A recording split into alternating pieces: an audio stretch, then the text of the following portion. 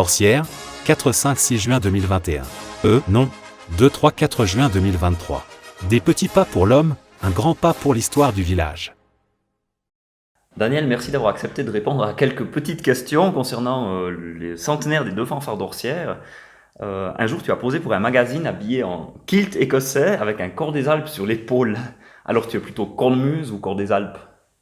Alors, je sais jouer aucun des deux, D'accord. mais je dirais peut-être un peu le Corps des Alpes parce que voilà, moi je me sens vraiment à la maison dans le Val Ferret. Puis des fois, quand D'accord. on entend le Corps des Alpes et tout dans les montagnes, je crois que c'est quelque chose qui est quand même très particulier puis que j'apprécie beaucoup. D'accord. Et dans la liste de tes hobbies, j'ai pu lire qu'il y avait la musique. Est-ce que donc tu as joué d'un instrument? Tu as eu l'envie de jouer d'un instrument quand tu étais plus petit? Alors non, ça c'est vraiment si j'ai un regret en fait, c'est de jamais avoir appris à jouer d'un instrument.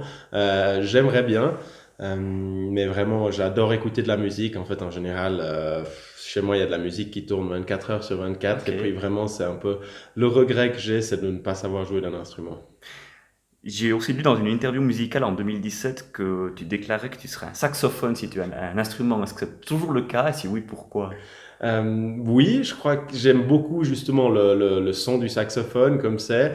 Et puis après aussi, c'est peut-être un instrument un petit peu atypique. D'accord. Et puis ça me plaît bien aussi justement cette idée de, il n'y a pas tout le monde qui est saxophoniste. D'accord. Et quand tu gagnes une course, que la musique de l'hymne national suisse retentit, quels sont tes sentiments? Ah, ça, c'est vraiment un moment magnifique, je dirais. En fait, après une course, c'est peut-être le tout premier moment où on a un petit peu de calme sur le podium. Et puis, souvent, il y a toute l'équipe qui est là. On croise les regards et tout. Et c'est vraiment un moment très, très émotionnel. D'accord. Au sujet des deux fanfares d'Orsières qui vont organiser leur centième anniversaire ensemble, est-ce que ça t'a surpris? Non, surpris pas. Moi, je trouve que c'est vraiment une très bonne chose.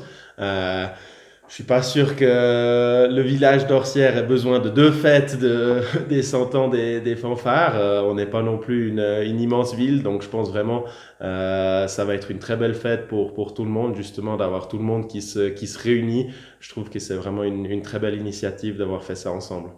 D'accord. Et est-ce que tu souhaiterais dire quelque chose aux musiciennes et musiciens de ces deux sociétés pour leur anniversaire en juin prochain?